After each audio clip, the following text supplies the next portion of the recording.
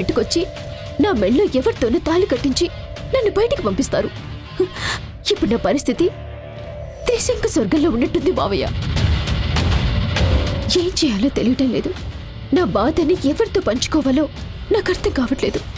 నా కష్ట సుఖాన్ని చెప్పుకోవటానికి ఇప్పుడు నువ్వు కూడా లేవు. నేను ఎన్ని ప్రశ్నలు వేస్తుంటే నువ్వల్లా చూస్తున్నావు తప్ప నాకు సమాధానం చెప్పలేకపోతున్నావు. ఎందుకంటే నా కోసం నువ్వు ప్రాణత్యాగం చేశావు. మరి ఆ త్యాగానికైనా నేను న్యాయం చేయాలి కదా. నా కలని నేను నెరవేర్చుకోవాలి కదా. కార్తీక్ నా జీవితంలో ఉండాలి. నా మెళ్ళో ఉండే తాళి కార్తీక్ కట్టిందై ఉండాలి. నేను కార్తీక్తోనే ఉండాలి. మరి అది కాదని ఇంకొకరిని ఎలా పెళ్లి చేసుకోగలనా? ఈ పెళ్లి ప్రామిస్ ఆపాలంటే నేను ఏదో చేయాలి.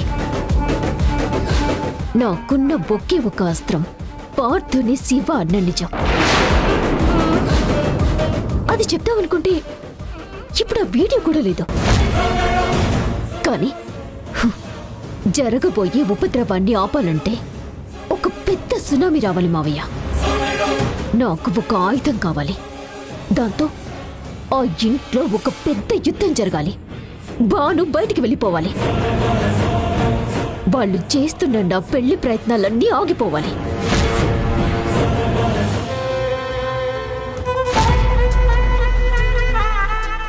ఏంటి స్వామి ఇది? అన్ని సమస్యలు చక్కబడ్డాయి, అంత ఆనందంగా ఉన్నాము, 2 కుటుంబాల్లో సంతోషం మిగిలిందనుకుంటే మళ్ళీ ఎందుకు అల్లకల్లోలం? ఏం జరగబోతుందో అర్థం కావడం లేదు.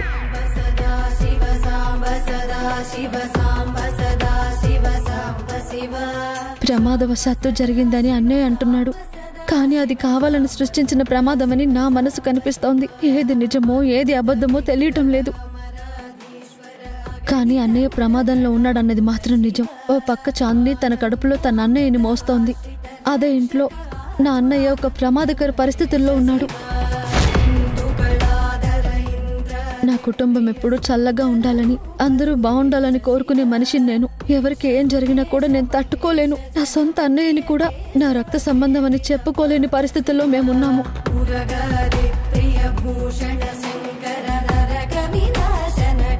అలాంటి అన్నయ్యకు ఏమీ కాకూడదు స్వామి. తనని కాపాడుకునే శక్తిని నువ్వే ఇవ్వు.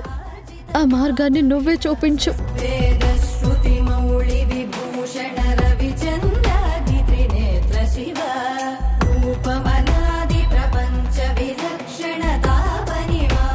చూడమ్మా, నేను తీర్థం ఇస్తున్నప్పుడు నీ కళ్ళల్లో ఉన్న కన్నీళ్లు చూస్తేనే అర్థమవుతుంది నువ్వేదో పెద్ద సమస్యలో ఉన్నావని. ఆ స్వామిని కాపాడమని భయంతో వేడుకుంటున్నావు కదా, అదేమిటో చెప్పమ్మా. సమస్య సృష్టించిన స్వామి పరిష్కారం కూడా చూపిస్తాడు. అన్యథా శరణం నాస్తి త్వమేవ శరణం మమ తస్మాత్ కారుణ్య భావేన రక్షరక్ష పరమేశ్వర అని నిర్మలమైన మనస్సుతో వేడుకున్న వాళ్ళకి ఆ కరుణాహృదయుడు తప్పకుండా దారి చూపిస్తాడమ్మా. నీ సమస్య ఏంటో చెప్పమ్మా. కొన్ని విషయాలు చెప్పుకునేవి కాదు పూజారి గారు, కానీ జరుగుతున్నది మాత్రం మీతో చెప్తాను. పరిష్కారం ఉంటే చెప్పండి. మా అన్నయ్యకి ప్రమాదం పొంచి ఉంది. దానికి తగ్గట్టుగానే కొన్ని పరిణామాలు చూశాను.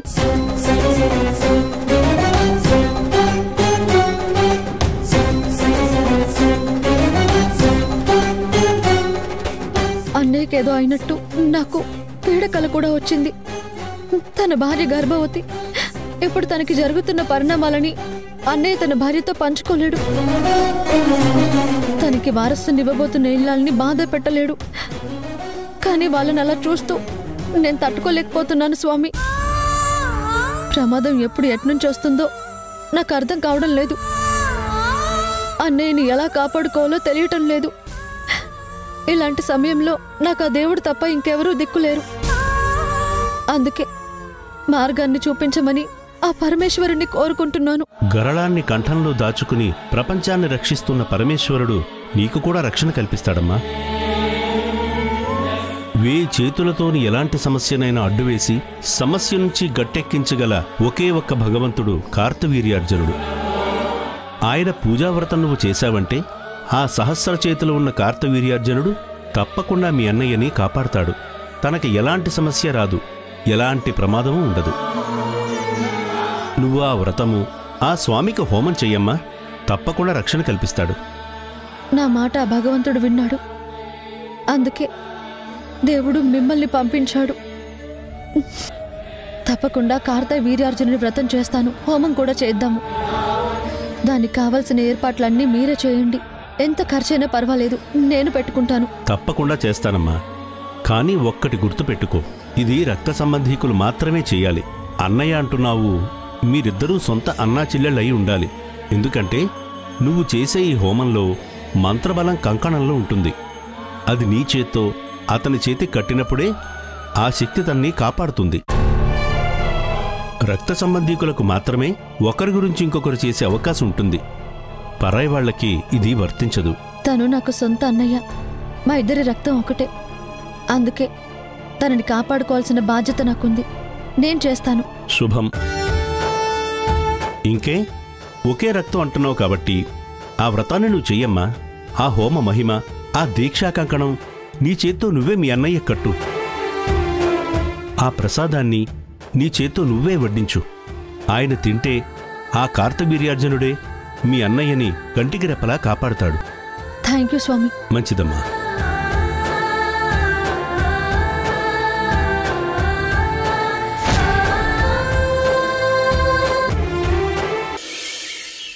ఏంటమ్మా నువ్వనేది నిజమా? అవునన్నయ్య, తప్పకుండా ఈ వ్రతం చేయాలి. నేను నిన్ను కాపాడుకోవాలి.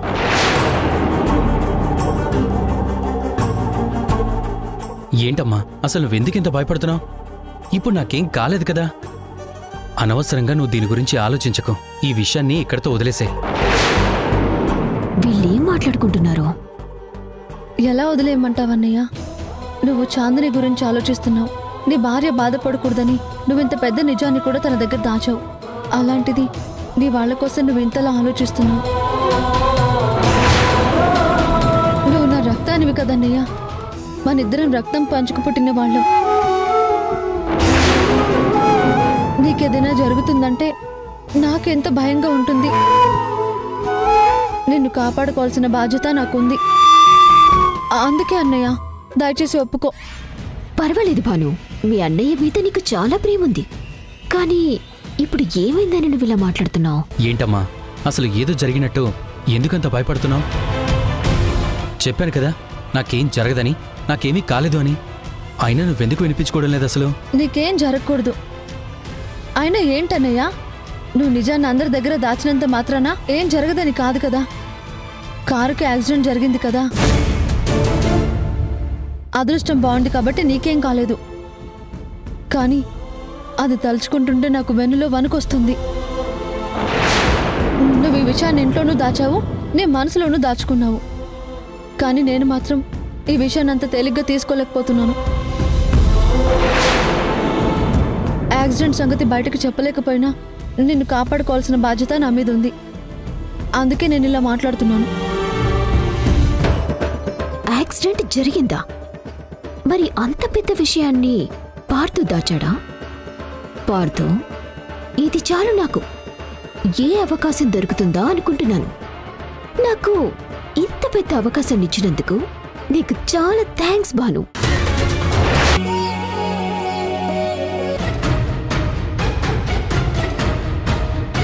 నీలిమా,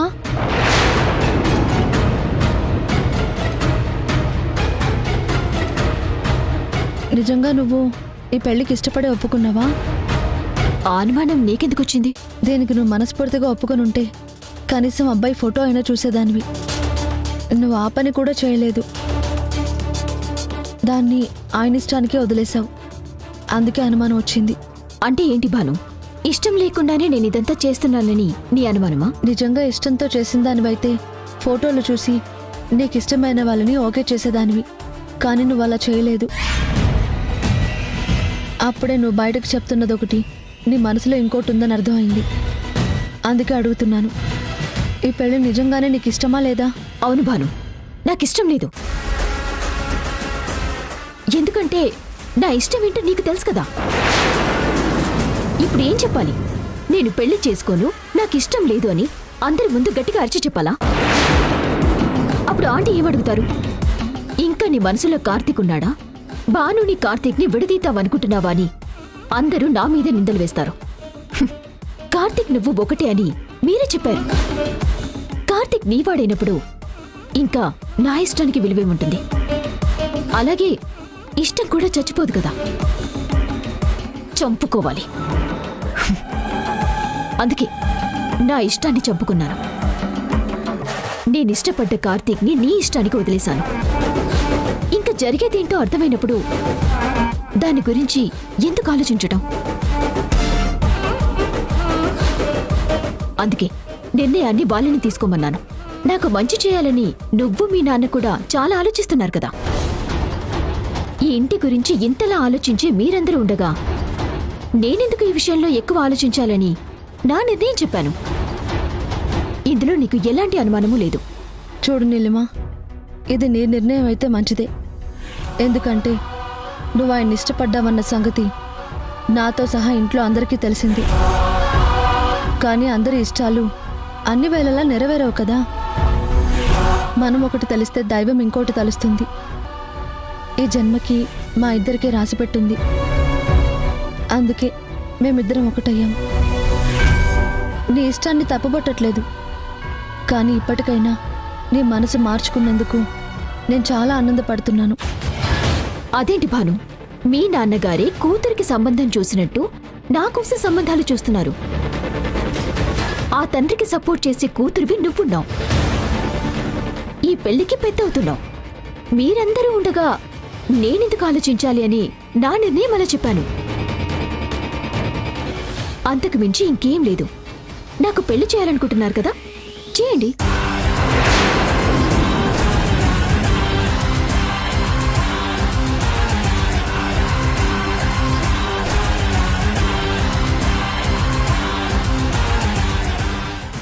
జరిగేది నా పెళ్లి కాదు భాను.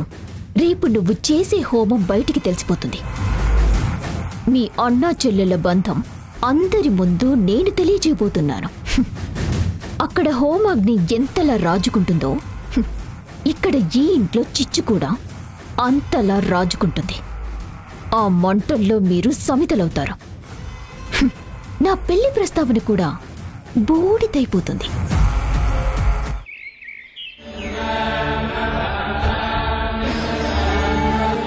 వదినా, ఆ వ్రతం ఏంటి, ఆ హోమం ఏంటి?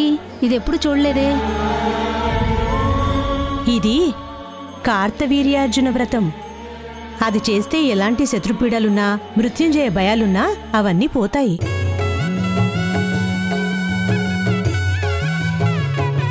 ఆ అమ్మాయి ఆ వ్రతమే చేస్తుంది. ఇది ఆడవాళ్లు చేయొచ్చా?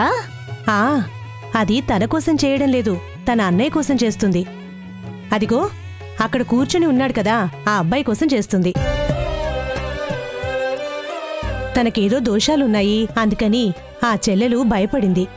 పూజారి గారిని అడిగిందంట, ఈ వ్రతం చేసి ఆ హోమం చేసి ఆ కంకణం అన్నయ్య చేతికి కడితే ఎలాంటి భయం ఉండదని పూజారి గారు చెప్పారంట. అందుకే ఆ తల్లి ఆ వ్రతం చేస్తుంది. ఎంతైనా ఇలాంటి చెల్లెలుండాలంటే అదృష్టవంతులై ఉండాలి. పుట్టింటికి వస్తే పలకరించేవాళ్లే తప్ప అన్నా చెల్లెలు అనుబంధం గురించి ఇంతలా ఆలోచించేవాళ్ళు ఎవరుంటారు? కానీ అన్నయ్య గురించి ఆ అమ్మ అంతలా ఆలోచించిందంటే ఎంత గొప్ప విషయమో కదా. నిజమే, అమ్మ నాకు దూరమైనా నన్ను అమ్మలా కాపాడుకోవడానికి నా చెల్లెలు బాగానే ఉంది. నేను ఎంతో అదృష్టవంతుణ్ణి. ఇంత గొప్ప చెల్లెలు నాకుంది. తన వల్లే ఈరోజు నాకు కుటుంబం ఉంది. నా వాళ్లతో నేనుంటున్నాను. ఇదంతా నా భాను వల్లే. ఇప్పుడు కూడా నాకేమీ కాకూడదని ఇంతలా చేస్తున్న నా చెల్లెలికి ఏమి రుణం తీర్చుకోను? చెయ్యి భాను, ఆ పూజ పూర్తి చేసి హోమం కూడా మొదలుపెట్టు. ఆ అగ్నిజ్వాలలోనే నీ భవిష్యత్తుని నేను లెక్క కడతాను. అమ్మా, వ్రతం పూర్తయింది. స్వామివారికి హారతిచ్చాక హోమాన్ని ప్రారంభించాలి.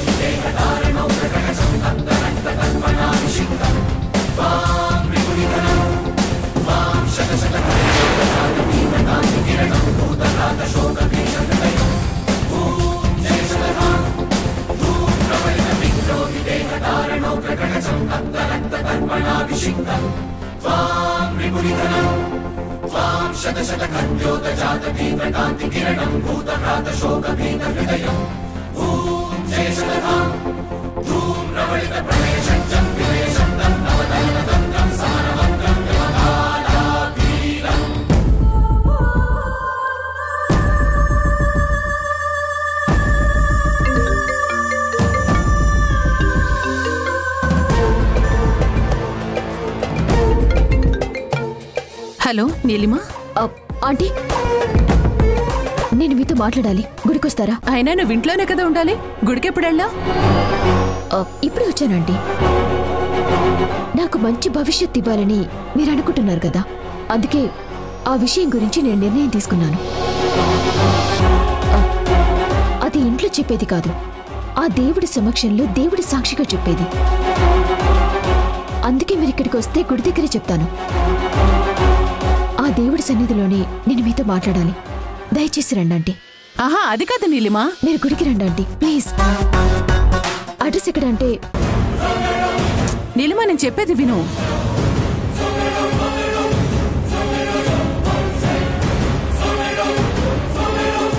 తప్పకుండా రండి ఆంటీ, ప్లీజ్. నీలిమా, నీలిమా.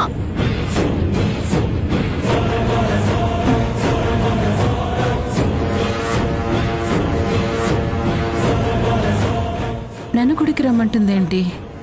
ఏంటమ్మా, మీటింగ్కేనా? లేదు కార్తీక్, నీలిమ అర్జెంటుగా గుడికి రమ్మంది. నాతో ఏదో మాట్లాడాల్సింది ఉందట. నేను మీటింగ్కి వెళ్ళాలి అని చెప్పేలోపే ఫోన్ కట్ చేసింది.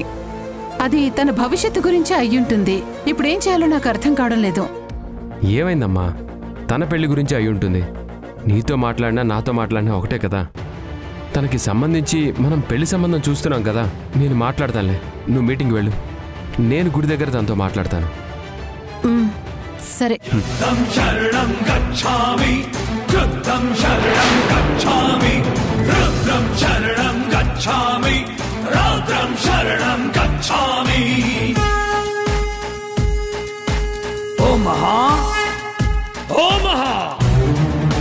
రహస్యం అవశ్యం.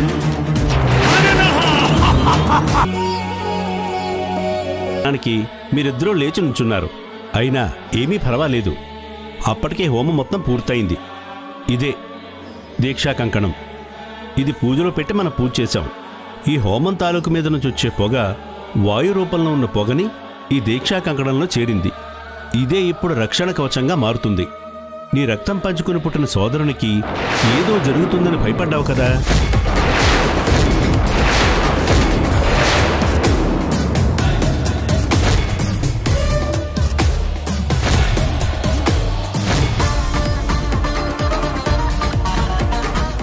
రక్తం పంచుకు పుట్టిన సోదరుడా? ఈ కంకణం తన చేతికి కడితే ఎటువంటి శత్రుపీడలైనా, ఎటువంటి భయాలైనా, ఎటువంటి మృత్యువైనా దరిదాపులకు కూడా చేరదు. ఆ కార్తవీర్యార్జునుడు సహస్ర చేతులతోనే రక్షణ కవచంగా మారి తనని రక్షిస్తాడు. అన్నయ్య కోసం నువ్వు చేసిన ఈ త్యాగం, ఈ హోమం తప్పకుండా సత్ఫలితాలనిస్తుందమ్మా.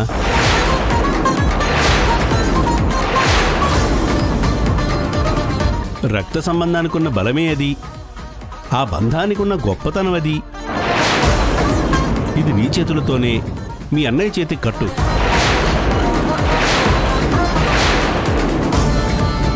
నువ్వు నైవేద్యం పెట్టిన ప్రసాదం తనకి నీ చేత్తోనే వడ్డించమ్మా. అప్పుడు ఈ హోమం పరిపూర్ణమవుతుంది.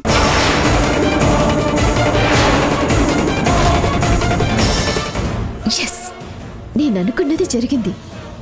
ఈ నిజం ఎలా బయట పెట్టాలా భాను తెలివిగా తప్పించుకుంది అనుకున్నాను. కానీ ఇప్పుడు కూడా నేను ఫెయిల్ అయ్యానేమో అని భయపడ్డాను. కానీ దేవుడున్నాడు. హోమం నువ్వు చేస్తే ఫలితం నాకు దక్కింది భాను. నువ్వు పార్దు సొంత అన్నా చెల్లెళ్ళు అన్న నిజం కార్తిక్కి తెలిసిపోయింది.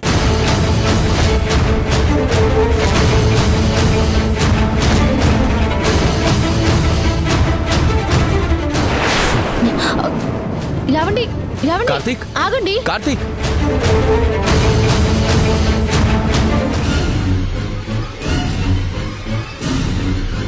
ఏవండి, ఏవండి, మీరు ఇలా మౌనంగా ఉంటే నాకు చాలా భయంగా ఉంది. ఏవండి, దయచేసి ఏదైనా మాట్లాడండి. ఇదంతా ఏంటి అన్నది నేను చెప్తాను. నేను కానీ అన్నయ్య కానీ మిమ్మల్ని మోసం చేయలేదు.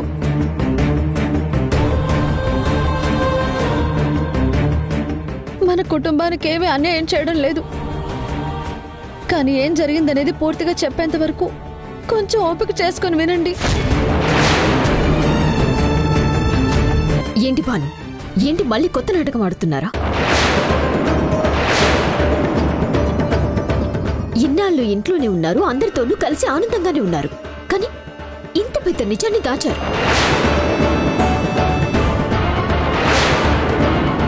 భాను భాను అంటూ పార్తు నిన్ను సొంత చెల్లి కన్నా ఎక్కువగా చూస్తుంటే నీ మీద అభిమానంతో చూస్తున్నాడేమో అనుకున్నాను. నువ్వు వాళ్ళ పెళ్లి చేయించావన్న కృతజ్ఞతతో నిన్నలా చూసుకుంటున్నాడేమో అని మేమందరం అనుకుని ఎంత మోసపోయావో తెలుసా?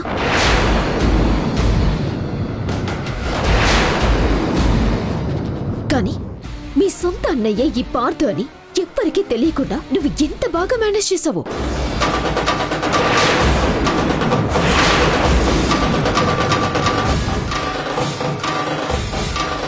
ఎప్పుడో చిన్నప్పుడు ఇంట్లోంచి పారిపోయాడు ఆ శివ. ఈ పార్తు అన్న నిజాన్ని నువ్వు ప్రేమించిన కార్తిక్ కూడా చెప్పలేదు.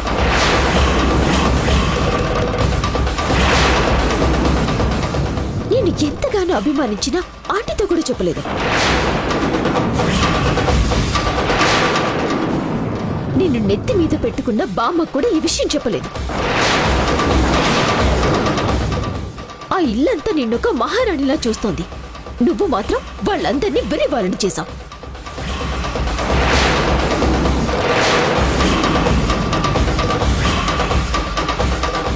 ఇంకా ఏం చేస్తావు? ఏముందని మాట్లాడతావు? ఇంకా చాలు నీలిమ. పచ్చని కుటుంబాల్లో చిచ్చు పెట్టాలని నీలాంటి వాళ్ళు ఇలానే మాట్లాడతారు. ఈ నిజాన్ని నేను ఎందుకు దాచానో నీకు తెలీదా? ఎవరికోసం దాచాను? నా వాళ్ళని మోసం చేయడానికి దాచలేదు.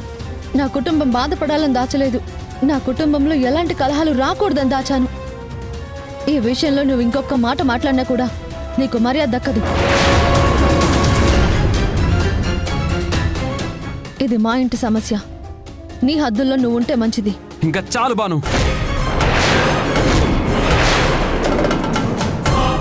ఏం మాట్లాడుతున్నావు? ఎవరికి హద్దులు చెప్తున్నావు?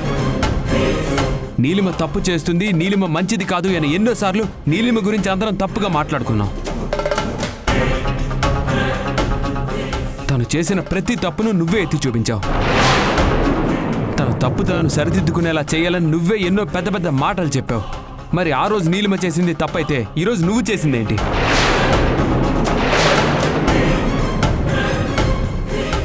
ఏంటి నీలిమ అడిగిన దాంట్లో తప్పే ఉంది. నేను నిన్ను ఎంతగా ప్రేమించాను, ఎంతగా ఇష్టపడ్డాను, నేను నీ గురించి ఎంతగా ఆలోచించాను. అలాంటి నా దగ్గర నువ్వు ఇంత పెద్ద నిజాన్ని దాచావంటే నేను ఏమనుకోవాలి? నీ ప్రేమనేమనుకోవాలి?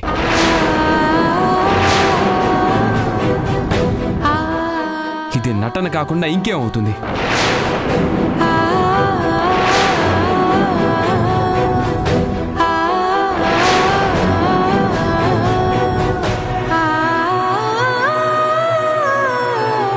నీలిమ నాతో ఏదో మాట్లాడాలని చెప్పి గుడికి రమ్మందమ్మమ్మా. నేను అర్జెంటుగా మీటింగ్కి వెళ్ళాలి. అందుకని చెప్పి తనతో మాట్లాడేసి వస్తానని చెప్పి కార్తిక్ వెళ్ళాడు. ఈ పాటికి వచ్చేస్తూ ఉంటాడు. ఇంకా ఎందుకు రాలేదు? నీలిమ మాట్లాడుతుందా? ఏంటి అది మాట్లాడేది?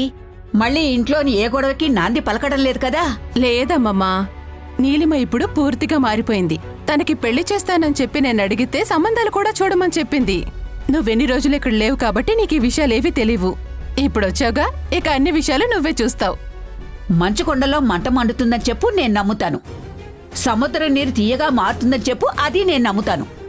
ఎడారిలో వరి పండించచ్చని చెప్పు, కష్టమైనా సరే చెయ్యొచ్చేమోనని నేను నమ్ముతాను. అంతేగాని నీలిమ మారిపోయిందని చెప్తే మాత్రం నేను నమ్మను. ఇంకా ఏం సమర్థించుకుంటావు బాను? ఎన్ని మాటలు సమర్థించుకుంటావు? కార్తిక్ నీ మాట వింటున్నాడు కదా అని ఇలా వరుసగా చెప్తూనే ఉంటావా? చూడు కార్తిక్, ఇది మీ అమ్మగారికి కడుపు సోకానికి సంబంధించిన విషయం. మీ అన్నయ్య ప్రాణం పోవటానికి కారణమైన విషయం. వీళ్ళు మన ఇంట్లో ఉంటున్నారు. ఆ ఇంట్లో మీ అన్నయ్య రాము ఫోటో కూడా ఉంది. ఆ ఫోటో చూసి ఆంటీ ఎన్నోసార్లు కన్నీళ్లు పెట్టుకున్నారు. తన కొడుకు దూరం అవ్వటానికి కారణం ఈ శివ అని ఎన్నోసార్లు మనందరితోనూ చెప్పారు కూడా.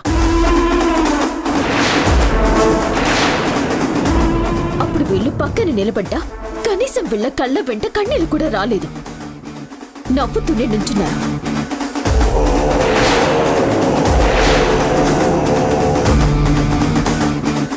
ఆంటీ బాధని చూస్తున్నప్పుడు కూడా ఈ నిజాన్ని చెప్పాలని వీళ్ళకి అనిపించలేదు. ఇంకా ఇలాంటి వాళ్ళని నువ్వు అసలు ఎలా క్షమిస్తావు? ఆంటీ ఎలా సహిస్తారు? ఇప్పుడే ఈ విషయం ఆంటీకి చెప్పాలి, లేదంటే ఆంటీ విషయంలో నువ్వు దోషం అవుతావు. ఏంటి నీలిమా, మేము మాట్లాడుతున్నాం కదా, మధ్యలో అసలు నువ్వెందుకు మాట్లాడుతున్నావు? ఈ విషయంలో ఎవరు మాట్లాడడానికి వీల్లేదు. నేనే మాట్లాడతాను. నీలిమ చెప్పిన విషయంలో ఒక్క మాట కూడా నాకేం తప్పుగా అనిపించట్లేదు.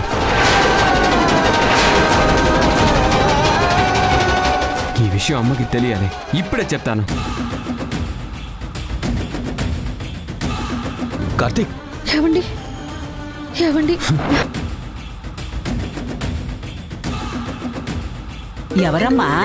కార్తీక్ అమ్మమ్మ. మాట్లాడు. హలో కార్తీక్. అమ్మా,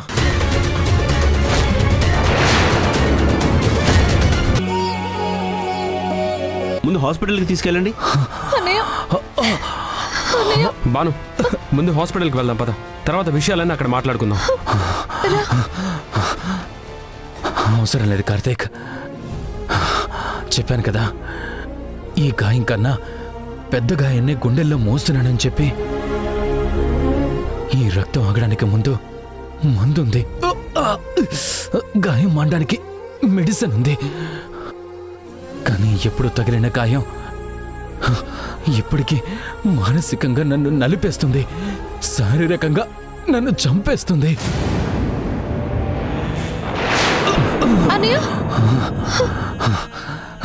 నాకేం కాదమ్మా. కానీ చూడు కార్తీక్, నేను తప్పు చేయలేదు. నేనేమి హంతకుణ్ణి కాదు. ఆ వయసులో హత్య చెయ్యాలనే ఆలోచన కూడా ఎవరికి ఉండదు. ఆ రోజు ఆటలో అనుకోకుండా అలా జరిగిపోయింది. రాము చనిపోవడంతో, నా స్నేహితుడు నాకు దూరం అయిపోవడంతో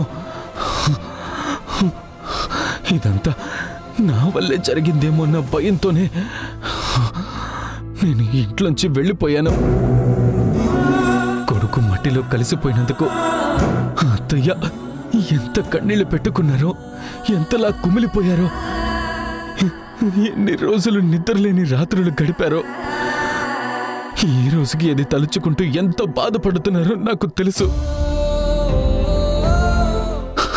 ఆవిడ ప్రతి బాధకి, ఆవిడ కారుస్తున్న ప్రతి కన్నీటి బొట్టుని నేను అర్థం చేసుకోగలను.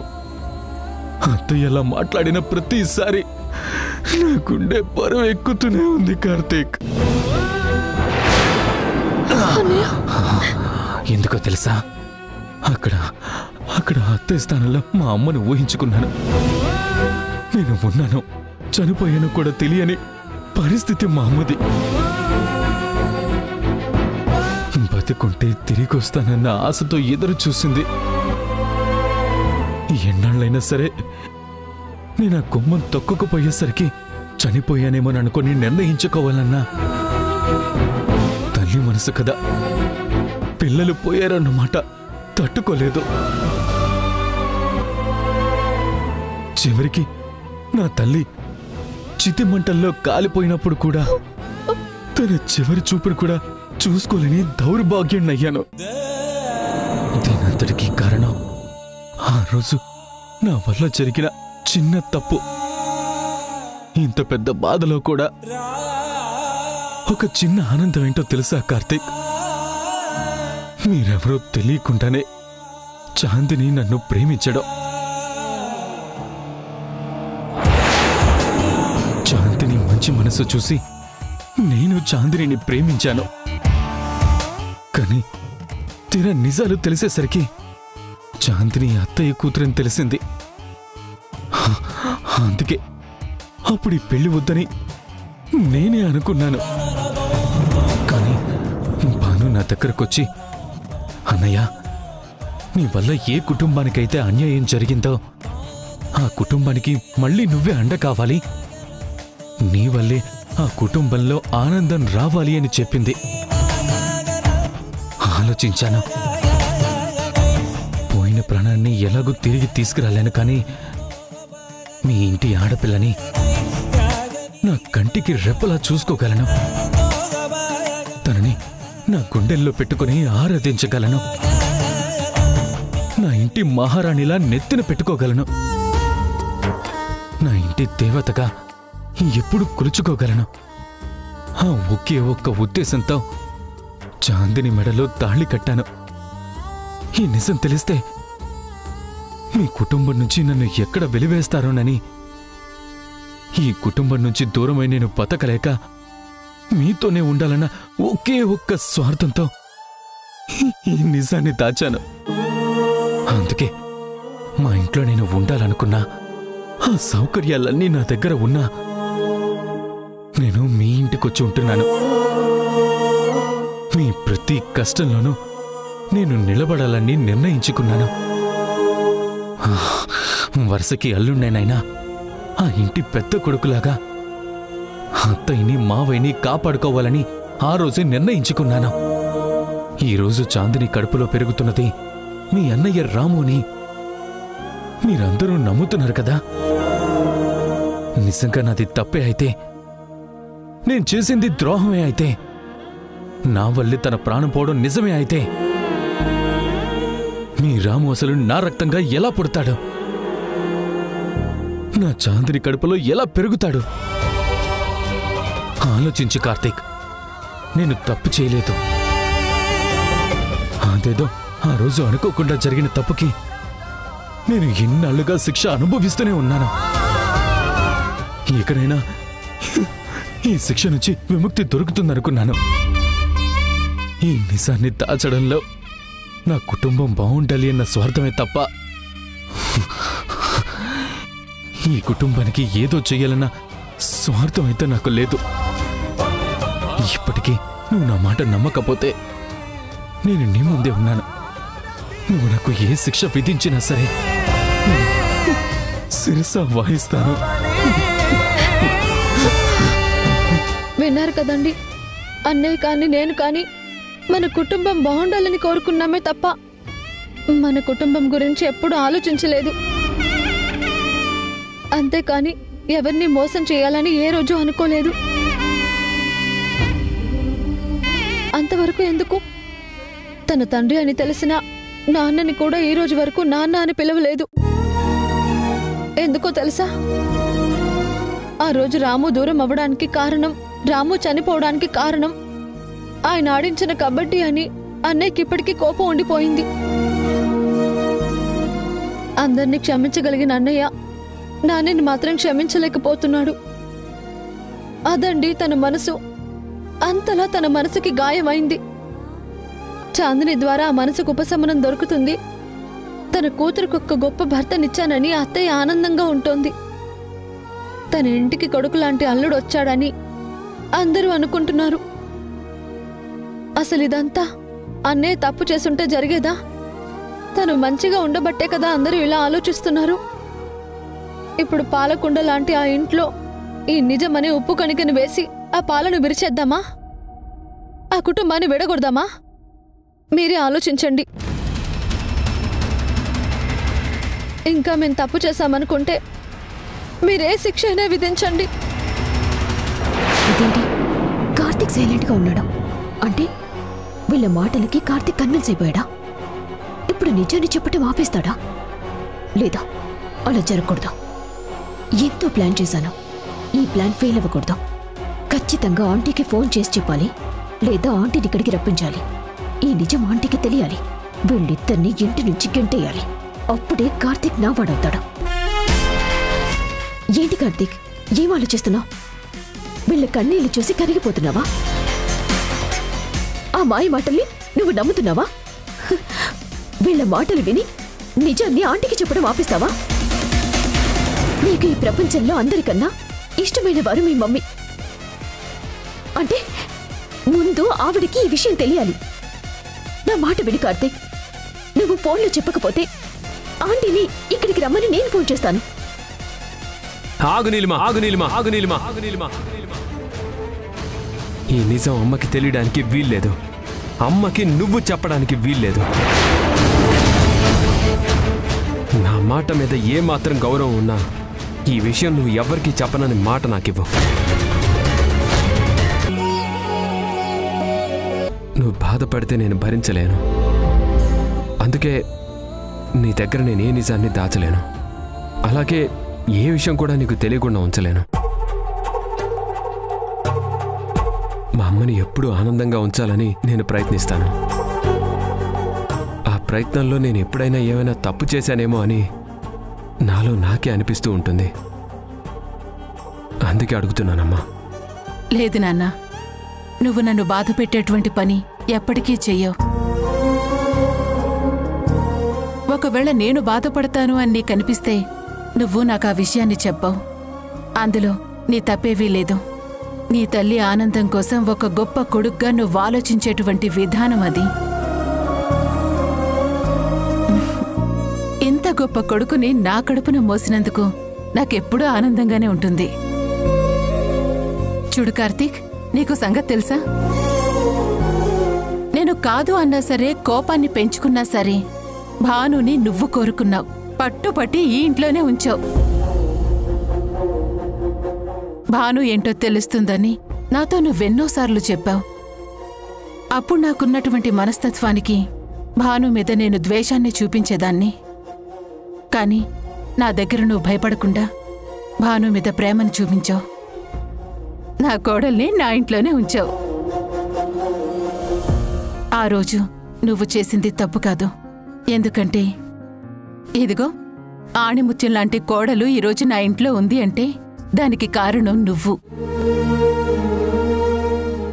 నాకు కోపం వస్తుందని చెప్పి ఆ రోజు కనుక నువ్వు భానుని దూరం చేసుకొనుంటే ఇంత గొప్ప కోడలు ఈరోజు ఇంటికి దూరంగా ఉండేది.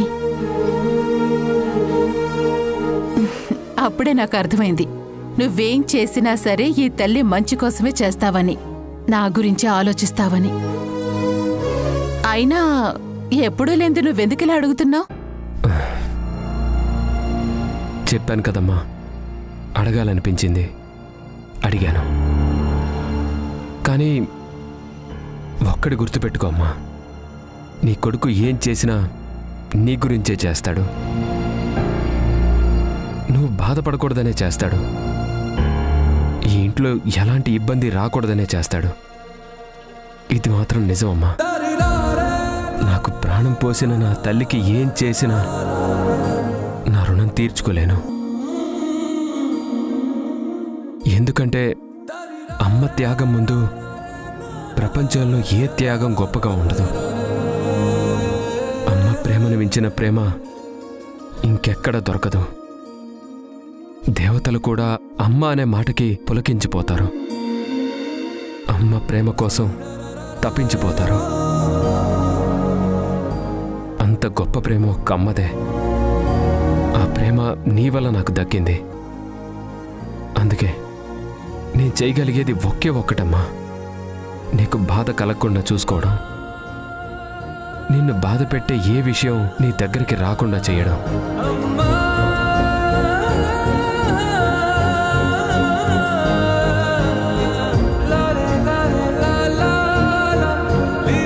చూసావా భాను, నా కొడుక్కి నేనంటే ఎంత ప్రేమో. నా అదృష్టం ఏంటంటే ఎంత గొప్ప కొడుకు, ఎంత మంచి కోడలు, అంత గొప్ప అల్లుడు, చక్కని కూతురు, వీళ్ళందరూ నాతోనే ఉన్నారు. అంతకు మించి ఇంక నాకేం కావాలి చెప్పు?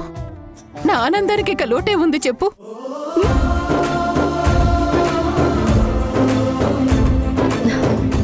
అత్తయ్య, ఏం ఆలోచించకుండా పడుకోండి.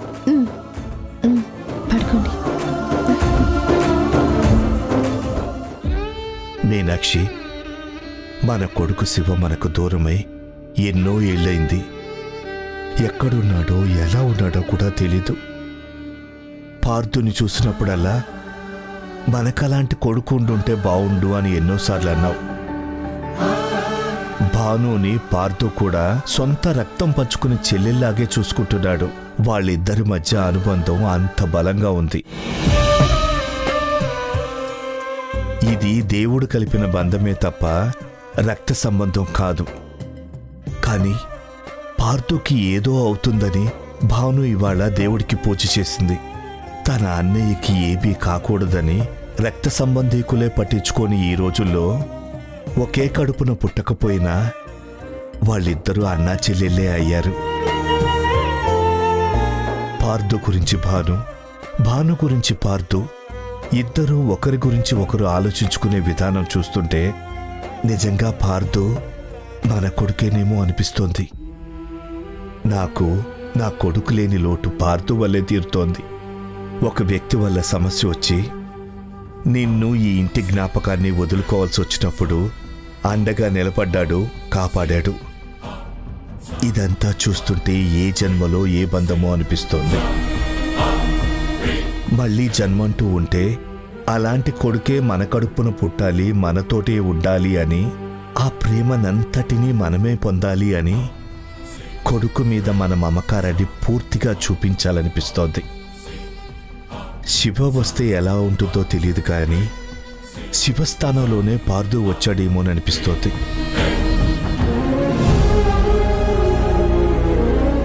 పార్థు,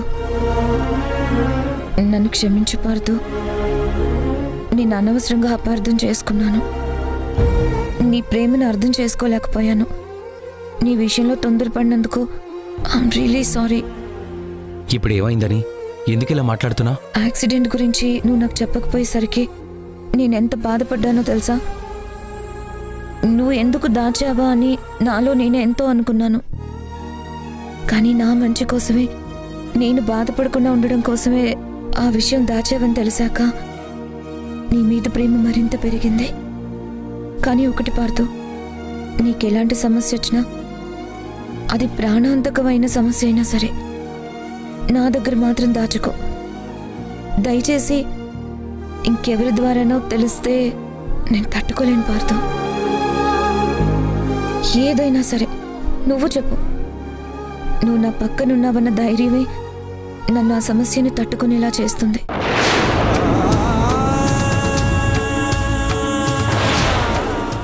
సారీ చాంద్రి, ఒక పెద్ద రహస్యాన్ని నీ దగ్గర దాస్తున్నాను. అది నీకు చెప్తే ఇప్పుడున్న పరిస్థితి ఉండదు, నాకు తెలుసు. అంతకు మించి నీ దగ్గర ఏ రహస్యాన్ని దాచట్లేదు.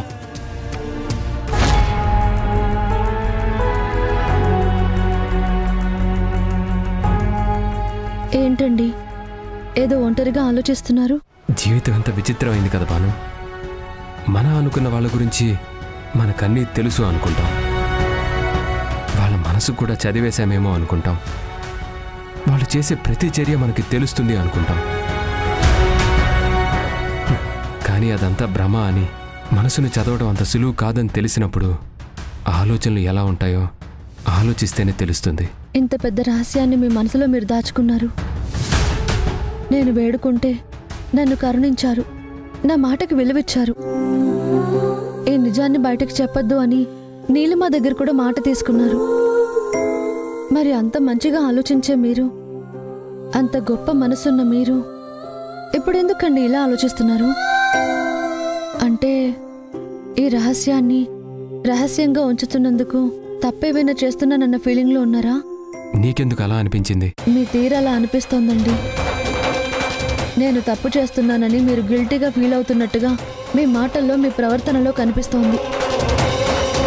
అంటే మీకే తెలియకుండా మీ మనసులో లోపల ఎక్కడో ఆ ఫీలింగ్ ఉన్నట్టుంది. నాతో నిజం చెప్పండి, మీకు ఆ ఫీలింగ్ ఉందా?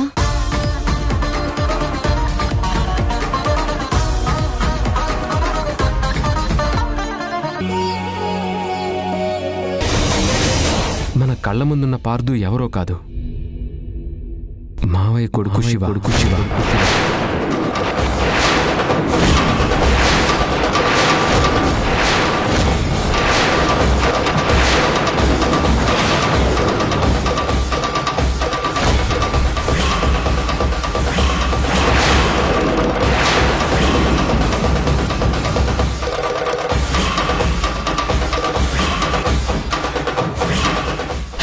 ఏంట్రా నువ్వు అనేది?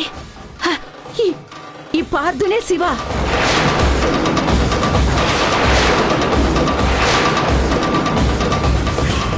అంటే ఇన్నాళ్ళు ఈ ఇంట్లోనే తిరుగుతున్నాడా? అది కాదు బామ్మ. భాను పార్దు మన ఇంటి గురించి ఆలోచించారు, మన కుటుంబం గురించి ఆలోచించారు. అన్నయ్య పోయినందుకు అందరికీ బాధగా ఉంది. అందరికన్నా ఎక్కువ బాధ అమ్మకుంటుంది. ఇందులో ఎలాంటి సందేహం లేదు.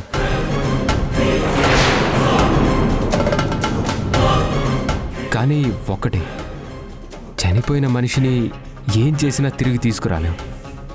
ఎంత పగ పెంచుకున్నా సరే మనుషులు దూరం అవుతారే తప్ప మనకి దూరమైన మనిషి ఎప్పటికీ రాడు కదా. ఇదే భాను ఆలోచించింది. ఎవరి వల్ల అయితే ఇంటికి నష్టం జరిగిందో ఆ మనిషిని మళ్ళీ ఇంటికి తీసుకురావాలని నిర్ణయించుకుంది.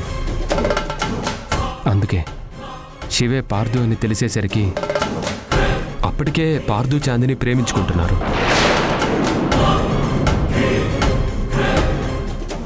ఈ పెళ్లి జరిపించాలని అంత పట్టుబట్టింది. తన వల్ల ఇంటి పెద్ద కొడుకు దూరం అయ్యాడని, తనే ఇంటికి పెద్ద కొడుకులా మారాలని వాళ్ళ అన్నయ్య దగ్గర మాట తీసుకుంది. ఆ మాట కట్టుబడే చాందిని మెడలో తాలి కట్టిన పార్దు మనతో అంత ప్రేమగా ఉంటున్నాడు.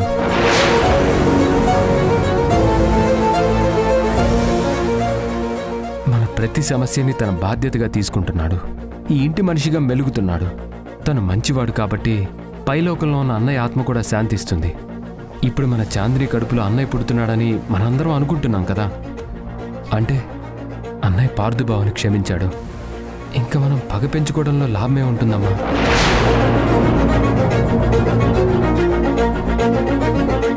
ఇప్పుడు మనం ఏమాత్రం గొడవపడ్డా చాందిని జీవితం ఏమవుతుంది? ఇవన్నీ ఆలోచించాకే ఈ నిజం నాకు తెలిసాక నీకు చెప్పకుండా ఉండలేకపోయాను. ఇప్పుడు నీ నిర్ణయం కోసం ఎదురు చూస్తున్నాను. ఆ రోజు తనకి తెలియని వయసులో తెలియకుండా తప్పు జరిగింది. కానీ ఈరోజు ఏ తప్పు జరగలేదని తను చేసిన తప్పుని సరిదిద్దుకునే ప్రయత్నం మాత్రం జరుగుతోంది. దయచేసి అర్థం చేసుకో అమ్మా.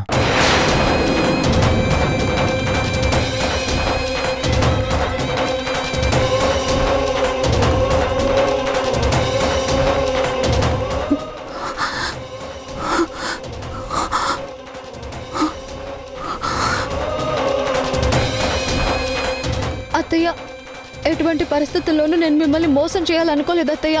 మీరు బాధపడితే నేను తట్టుకోలేను. మీ కడుపులో రగిలిన చిచ్చుని ఎప్పటికీ ఎవరూ ఆపలేము. ప్లీజ్ అత్తయ్య, ఎందుకంటే తన ప్రాణంగా పెంచుకున్న పిల్లలు దూరం అయితే ఆ తల్లి తట్టుకోలేదు. అలాంటిది తన కొడుకు ప్రాణం పోయిందంటే ఆ నరకం ఎంత బాధగా ఉంటుందో నాకు తెలుసు. అది ఎవరు ఓదార్చలేని బాధ అవుతుందని నాకు తెలుసు అత్తయ్య.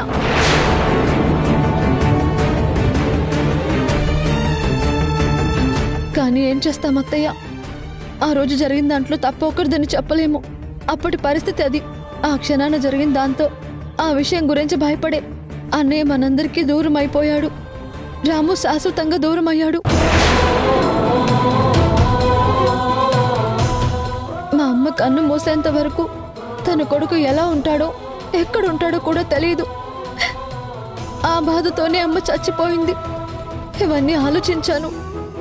నేనెంత బాధపడినా సరే ఈ ఇంటికి న్యాయం చేయాలని నిర్ణయించుకున్నాను. చాందిని జీవితంలోకి అన్నయ్య వస్తే ఈ ఇంటికి మంచి జరుగుతుందని ఆలోచించాను. అందుకే అత్తయ్య ఈ నిజాన్ని దాచి పెళ్లి చేశాను. కానీ ఏ క్షణమైనా ఇది మీకు తెలిస్తే మీరు ఇలా కుమిలిపోతారని నాకు తెలుసు అత్తయ్య. అందుకే దాచాను తప్ప మీకు తెలియకూడదని, మిమ్మల్ని బాధ పెట్టాలని కాదు. అత్తయ్య, అత్తయ్య, ఈ నిజం ఇలా తెలిసినప్పుడు తట్టుకోవడం ఎంత కష్టంగా ఉంటుందో నాకు తెలుసు అత్తయ్య. కానీ నన్ను కన్న మా అమ్మ మీద ఒట్టేసి చెప్తున్నాను. నేను ప్రాణంగా ప్రేమించిన నా భార్య చాందిని మీద ఒట్టేసి చెప్తున్నాను. ఆ రోజు నేను కావాలని చేసిందైతే కాదు. నాకు తెలియకుండా ఆటలో భాగంగా అలా జరిగిపోయింది అత్తయ్య. అది మీకు బాధ కలిగించింది. ఆ భయంతోనే ఇన్నాళ్ళు నేను మీ అందరికీ దూరంగా ఉన్నాను అత్తయ్య.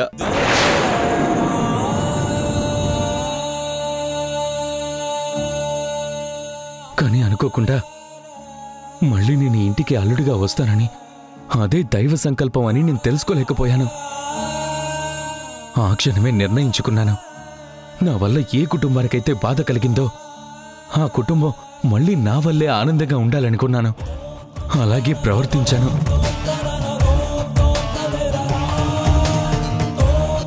ఈ ఒక్క నిజాన్ని దాచిపెట్టి తప్పు చేశానే కానీ ఇంకే తప్పు చేయలేదు అత్తయ్య.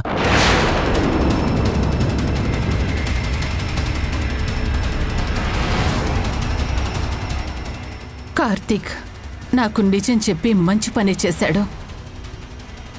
ఇన్నాళ్ళు నాకు దూరమైనటువంటి నా కొడుకు గురించే నేను ఆలోచించాను, కానీ వాడికి మాతో రుణం తీరిపోయిందని తెలుసుకోలేకపోయాను.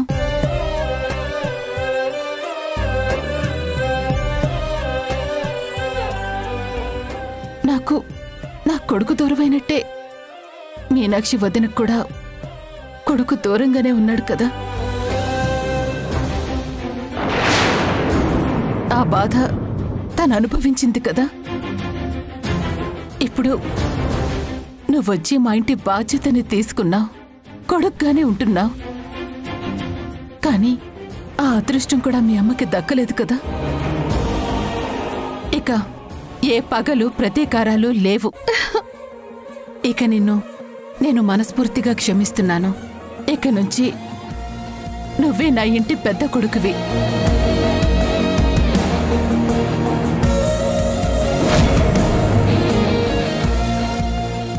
కార్తీక్, కార్తీక్, ఏంటి కార్తీక్, జరగబోయేది ఊహించుకుంటున్నావా? నువ్వు ఊహల్లో కాదు బతకాల్సింది. ముందు ఆంటీ దగ్గరికి వెళ్ళి నిజం చెప్పు. అప్పుడు నీ ఊహే నిజమవుతుంది. వెళ్ళి చెప్పు కార్తీక్. ఏంటి నాన్న, నాతో మాట్లాడాలని పిలిపించారేంటి? అమ్మా భాను, నా మనసులోనే దాచుకున్న బాధను నీతో చెప్పాలని నేను రమ్మన్నాను. ఏమైంది నాన్న? మళ్ళీ ఏదైనా సమస్య? సమస్య వచ్చేదేనమ్మా, కానీ పరిష్కారం రాకుండానే ఆ సమస్య అలా అర్ధాంతరంగా ఆగిపోయింది. శివ నా దగ్గరికి వస్తున్నాడేమోనని నేను నమ్మాను. అదంతా నాటకం అని తెలిసాక నేను చెల్లెమ్మని ఓ మాట అడిగాను. నా శివ ఎప్పుడు తిరిగి వచ్చినా నువ్వు క్షమిస్తావా చెల్లెమ్మ అని. కానీ చెల్లెమ్మ ఎప్పటికీ క్షమించననేసింది. మనందరితో ఇంత సంతోషంగా ఉంటున్న చెల్లెమ్మ శివ విషయంలో మాత్రం ఇప్పటికీ అదే కోపంతో పంతంతో ఉంది. నువ్వెప్పుడైనా చెల్లెమ్మతో శివ విషయం మాట్లాడతావేమో, చెల్లెమ్మ బాధపడుతుందో కోపడుతుందోనని ఈ విషయం నీకు చెప్పడానికే రమ్మన్నాను. ఎప్పుడూ ఈ విషయం చెల్లెమ్మ దగ్గర తీసుకురాకు.